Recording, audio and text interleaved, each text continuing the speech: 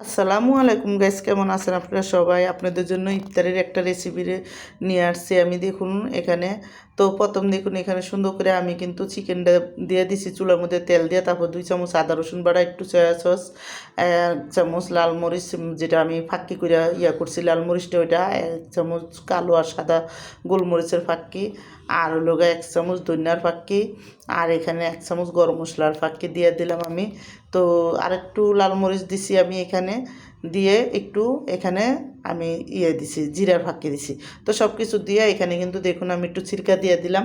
এবার দিয়ে ভালো মতন আমি মশলাটা এই কিমার সাথে মিলামো। আমি মাংসটি একটু মোটা মোটা কিমা করে নিচ্ছি, মানে বেশি ছোটো না, একটু ছোটো ছোটো করে কিমা করে, তারপর যখন হয়ে গেছে বেশি করে কটা কাঁচামরিচ আর পেঁয়াজ দিয়ে দিছি এখানে। দিয়ে কিন্তু ভালো মতন মাংসটা সুন্দর করে মিলাইয়া এটার সাথে একটা সুন্দর করে কিমাটা করবো কইরা, তারপরে কিন্তু আমি দেখুন এখানে দিয়ে দেবো। তো আমি এখানে দেখুন ভালো মতন কিমাটা যখন হয়ে গেছে আমি কিন্তু একটু মাঝখানে ময়দা দিমু, তাহলে কিমাটা একটু আঠা আঠা হইব এই জন্য। তো দেখুন এখানে ময়দাটা দিয়ে আমি একটু সুন্দর করে ময়দাটা হালকা করে একটু ভাজা নেবো।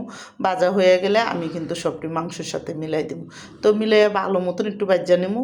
তো ভাজা তারপরে কিন্তু আমি এখানে ধনিয়া পাতাটা দিমু।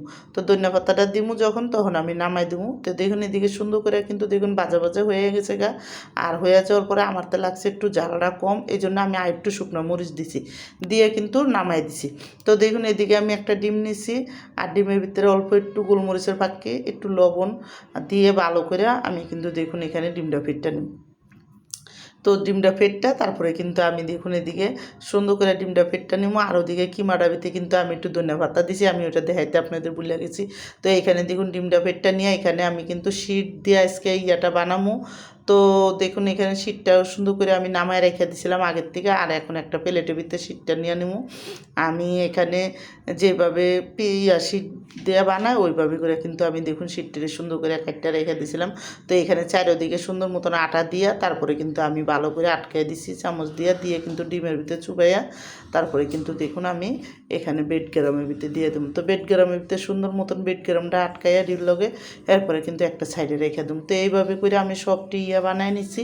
আর এই ইফতারির রেসিপিটা কিন্তু খাইতে অনেক মজা। যারা যারা এই ইফতারিটা পছন্দ হয়েছে তারা তারা লাইক সাবস্ক্রাইব দিন, প্লিজ আমার ভিডিওটা বেশি বেশি শেয়ার করে দিন। আর এইভাবে ইফতারি বানাই খেয়ে দেখেন অনেকই মজা লাগবে। তো দেখুন এদিকে কিন্তু আমি ইফতারিটা যখন বানানো হয়ে গেছে, এখানে আমি দেখুন একটু আপনাদের বাজ্যা সাইডটা দেখাইতেছি। তেলটা ভালো করে গরম করে চুলার আঁচটা মিডিয়ামে রাখা, তারপরে কিন্তু সুন্দর করে লাল লাল করে বাজ্যা তারপরে আমি উঠাই দিই।